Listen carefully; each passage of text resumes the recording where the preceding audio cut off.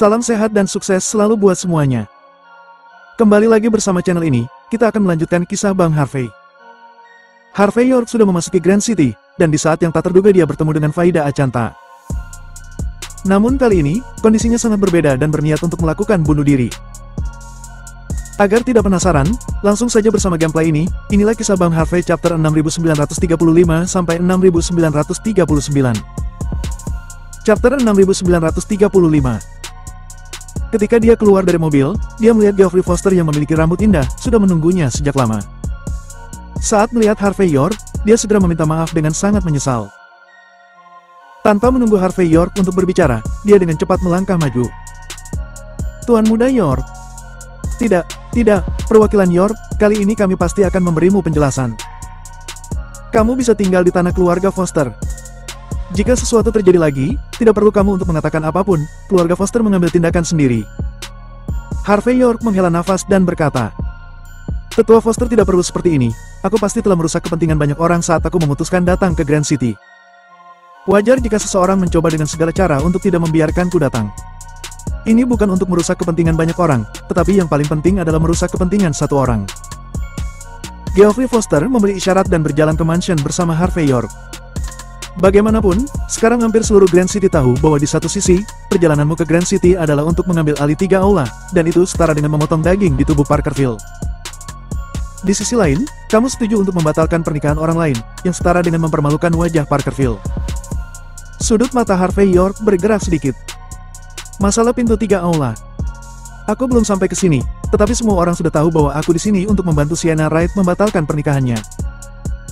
Geoffrey Foster menghela nafas dan berkata, Tentu saja, semua orang tahu, karena seseorang telah membocorkan masalah ini sebelumnya. Harvey York sedikit mengernyit. Siapa yang bisa tahu tentang ini sebelumnya? Dan itu bocor sejak awal. Geoffrey Foster berpikir sejenak kemudian perlahan bicara. Kamu akan segera mengetahuinya. Tinggallah di Grand City selama beberapa hari lagi, dan kamu akan tahu segalanya. Meskipun Harvey York memiliki banyak pertanyaan, karena Geoffrey Foster sudah berbicara seperti ini, dia tidak mengatakan apa-apa lagi. Geoffrey Foster mengubah topik pembicaraan dan berkata, Perwakilan York, jika kamu ingin mengambil 3 aula, mungkin agak sulit untuk melakukannya. Meskipun 3 aula kamu menangkan sesuai dengan pertaruhan. Tapi serah terima tentu tidak akan berjalan semulus yang diharapkan. Sekarang seluruh Grand City dapat dianggap sebagai arus bawah.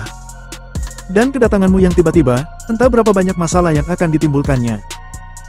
Jadi saat bertindak di Grand City, kamu harus berhati-hati dalam segala hal. Harvey York berkata dengan ringan.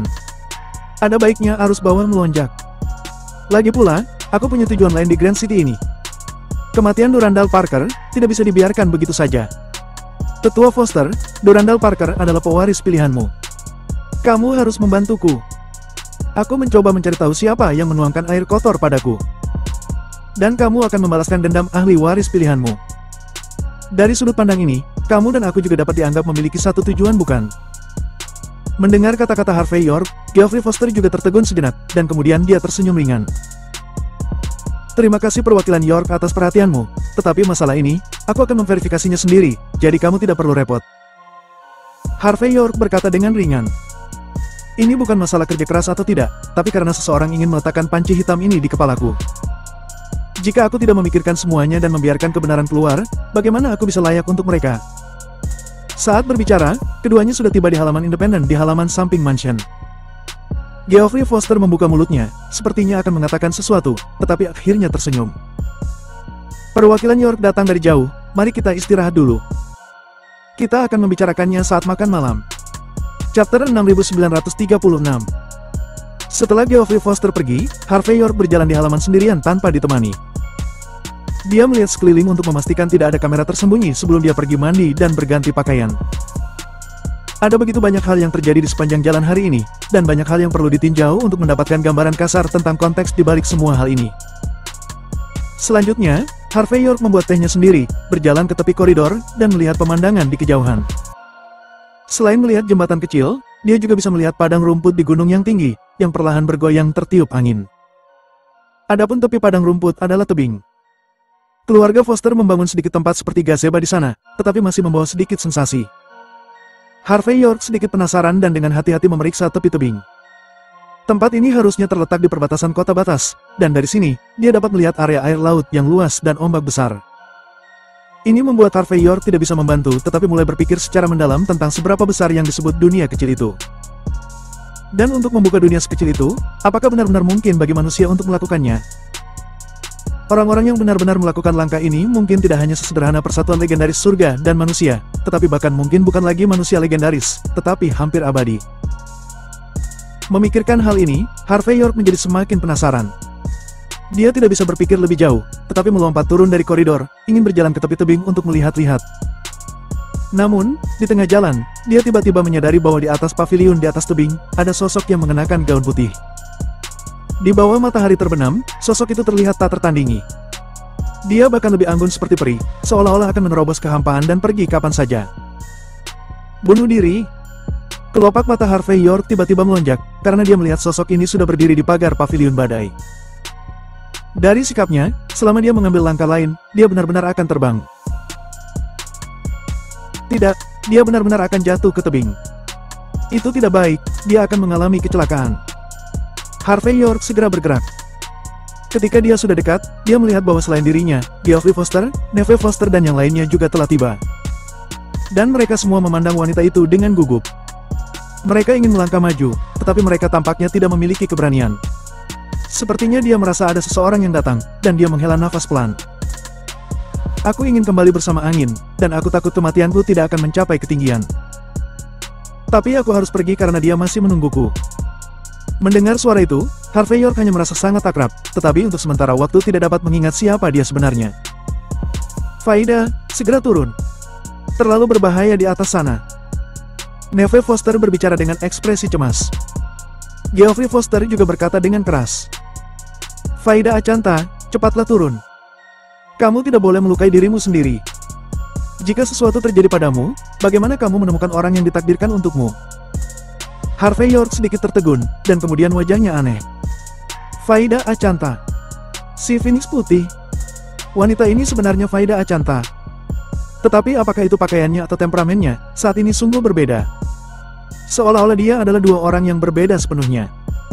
Tetapi jika melihat lebih dekat, keduanya persis sama. Pria yang ditakdirkan. Faida Achanta awalnya acuh tak acuh, tetapi pada saat ini, dia tanpa sadar berbalik dan melirik Geo. 3 kehidupan dan 3 jiwa, aku tidak dapat menemukannya, bagaimana bisa menemukannya dalam kehidupan ini?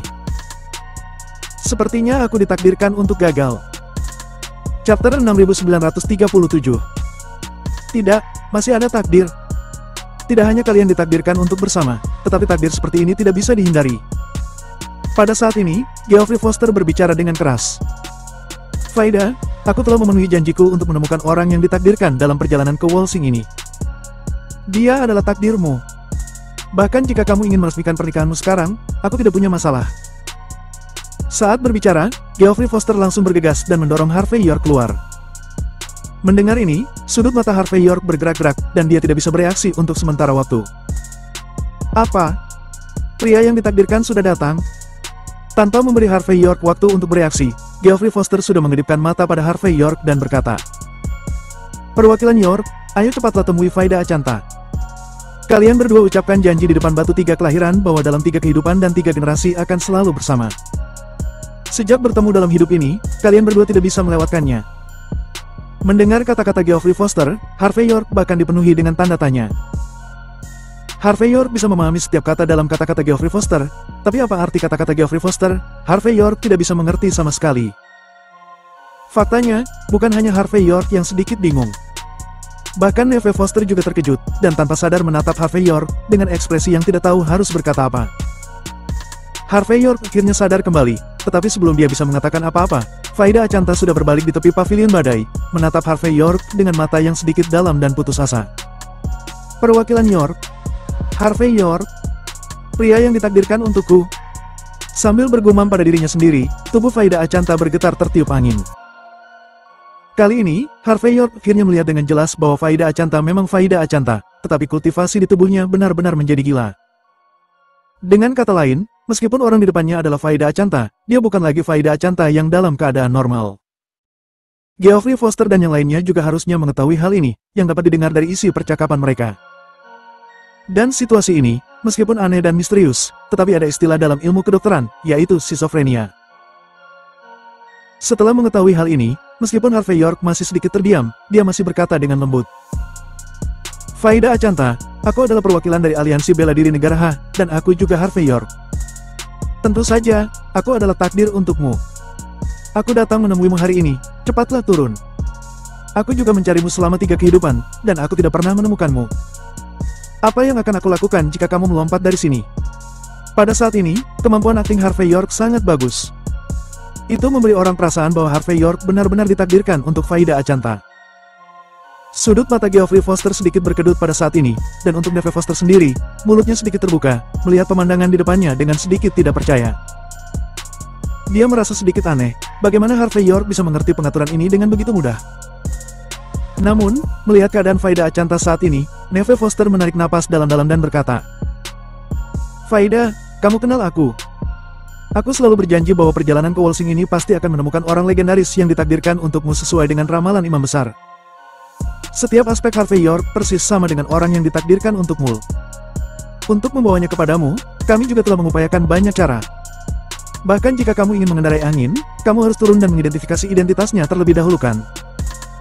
Jika itu benar-benar dia, jika kamu melewatkannya, tidakkah kamu akan melewatkannya lagi dalam hidupmu nanti? Chapter 6938. Ya. Geoffrey Foster juga berbicara dengan keras pada saat ini. Kamu cepat turun, atau biarkan dia naik dan melihatmu. Tetua Foster, Neve Foster, kita sudah saling kenal selama bertahun-tahun, dan aku tahu bahwa tidak ada di antara kalian yang ingin aku pergi. Faida Achanta menghela nafas. Tapi kalian hanya ingin seseorang memainkan takdirku. Apa menurutmu aku akan mempercayainya? Jika yang palsu itu bisa menggantikan orang yang aku cari, mengapa aku harus mencarinya untuk kehidupan ketiga? Jangan halangi aku, biarkan aku pergi dengan tenang. Terlebih lagi, bahkan jika kamu menyelamatkanku untuk sementara waktu, bisakah kamu tetap menyelamatkanku seumur hidup? Jelas, meskipun Faida Achanta menderita schizophrenia, dia tidak bisa mengenali Harvey York sama sekali. Dia juga lupa apa yang terjadi di antara keduanya bersama-sama. Tetapi IQ dasarnya masih ada, dan dia dapat menilai bahwa Geoffrey Foster dan Neve Foster dengan sengaja menemukan Harvey York agar dia tidak mati. Faida, jangan lupa. Kamu adalah putri dari penguasa kota tua. Dalam pikiranku, kamu adalah putri sejati dari kota Realem. Pada saat ini, Geoffrey Foster berbicara dengan keras. Aku bersumpah di depan Tuan Kota bahwa aku pasti akan menemukan orang yang ditakdirkan untukmu. Bagaimana aku bisa menipu hal seperti itu?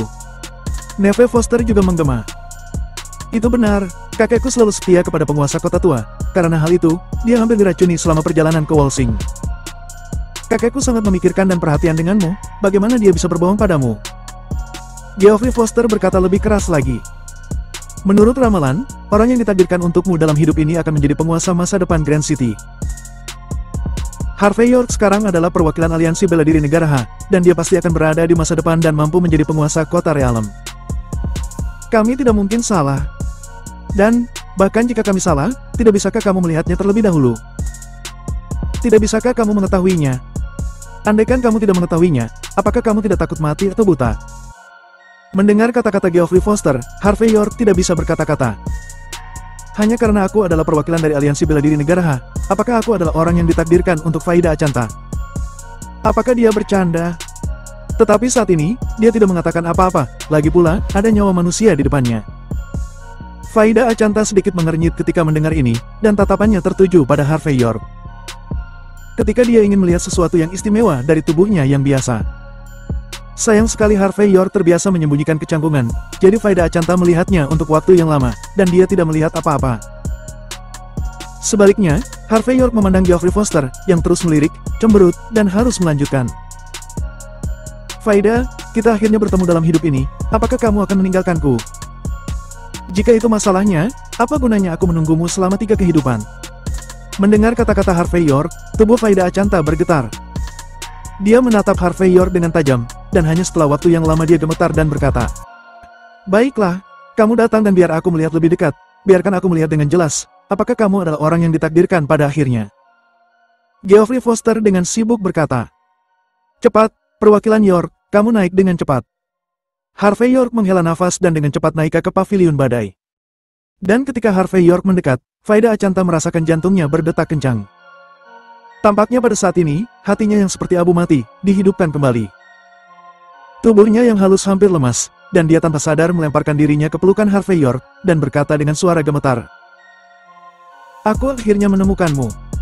Pear Blossom membawa hujan. Plak. Telapak tangan Harvey York menamparkan langsung ke belakang kepala Faida Achanta, yang menyebabkan dia langsung pingsan di pelukannya. Setelah melakukan tindakan ini, Harvey York tersenyum pada Geoffrey Foster. Untungnya, ini tidak memalukan. Chapter 6939. Setengah jam kemudian, di ruang tunggu aula samping Mansion Foster. Tangan kanan Harvey York menggenggam gerbang denyut nadi Faida Achanta, dan setelah waktu yang lama, dia perlahan berkata. Tetua Foster, bagaimana keadaan Nona Faida Achanta sebelumnya? Ketika aku bertemu dengannya di pesawat sebelumnya, dia hampir menjadi gila, tetapi pada dasarnya masih dapat dia kendalikan. Tapi sekarang dia sangat kacau, dan nafas internal dari luar tidak bisa lagi memasuki tubuhnya sesuka hati, seolah-olah dia sudah gila selama bertahun-tahun. Apa yang sebenarnya sudah terjadi? Juga, bagaimana kamu bisa berkata bahwa aku adalah takdirnya? Jika aku menjadi simpul di hatinya, itu tidak akan ada gunanya bagi kultivasi seni bela dirinya. Berbicara tentang ini, Harvey York tidak bisa tidak menahan nafas. Faida Achanta bertarung berdampingan dengannya di pesawat tidak peduli apa yang dia katakan. Kasih sayang ini membuat Harvey York tidak bisa mengabaikan situasinya saat ini. Geoffrey Foster menghela nafas dan berkata, perwakilan York, kamu sepertinya tidak mengetahui sesuatu. Faida Achanta, tidak hanya putri penguasa kota tua dari Grand City, tetapi juga reinkarnasi leluhur yang diramalkan oleh Imam Besar, dan itu harus menjadi reinkarnasi ketiga. Ada legenda di Grand City kita bahwa leluhur Grand City akan kembali setelah bangkit di suatu hari. Karena dia akan datang ke pria yang ditakdirkannya. Dalam sejarah, ada dua wanita seperti itu, yang masing-masing memiliki gejala seperti skizofrenia sejak kecil, dan akhirnya meninggal dalam depresi. Dan Faida Achanta adalah yang selanjutnya dan yang ketiga lahir di dunia. Kondisi mentalnya sangat istimewa, begitu berada di Grand City, itu akan muncul dalam keadaan yang kamu lihat sekarang. Dan begitu dia meninggalkan Grand City, sepertinya ada semacam penindasan kondisi normalnya dan dia akan menjadi orang lain. Jadi, penguasa kota tua selama bertahun-tahun telah mengatur agar dia tinggal di Walsing, sehingga tidak ada yang terjadi. Kali ini dia kembali, dan semua orang berpikir bahwa dia seharusnya tidak akan mengalami sesuatu. Awalnya, aku akan menunggu sampai waktu makan malam, membiarkanmu bertemu dengannya secara resmi, membiarkanmu secara resmi mengenal satu sama lain. Tapi aku tidak bisa membayangkan bahwa kamu... Berbicara tentang ini, Geoffrey Foster sedikit terdiam. Faida Achanta menjadi dalam keadaan ini, dan dia tidak tahu bagaimana menyelesaikannya. Harvey York hanya merasakan sakit kepala yang tak tertandingi ketika dia mendengar ini. Dia menggosok pelipisnya dan berkata, karena banyak hal telah terjadi sampai saat ini, apa yang harus aku lakukan selanjutnya? Bukankah aku harus selalu memainkan apa yang disebut takdir? Atau biarkan dia meninggalkan Grand City untuk saat ini? Geoffrey Foster berpikir sejenak dan berkata, perwakilan York, kamu bisa menyelesaikan kutukan negara pulau di tubuhku dan membuatku kembali normal. Kupikir kamu tentu punya cara tentang situasi Faida Achanta kan? Harvey York mengerutkan kening dan berkata, aku tidak yakin. Bagaimanapun juga, aku mahir dalam seni membunuh, bukan seni menyelamatkan orang. Kecuali kondisinya disebabkan oleh teknik membunuh seperti kutukan. Kalau tidak, sangat sulit untuk aku tangani. Jadi bagaimana sekarang? Neve Foster di samping mendengar ini, dan wajahnya menjadi gelap. Jika kakak Faida tidak kembali normal, dia pasti akan kembali melakukan hal yang sama. Dalam legenda, dua reinkarnasi sebelumnya juga mati karena depresi yang berlebihan. Setelah Harvey York ragu-ragu sejenak, dia berkata, setelah Faida Achanta kembali normal, aku akan menemukan cara untuk menunjukkan padanya. Mari kita lihat apakah kita bisa mengetahui apakah itu kutukan atau sesuatu yang lain. Hanya ketika aku mengetahui hal ini, aku dapat bertindak.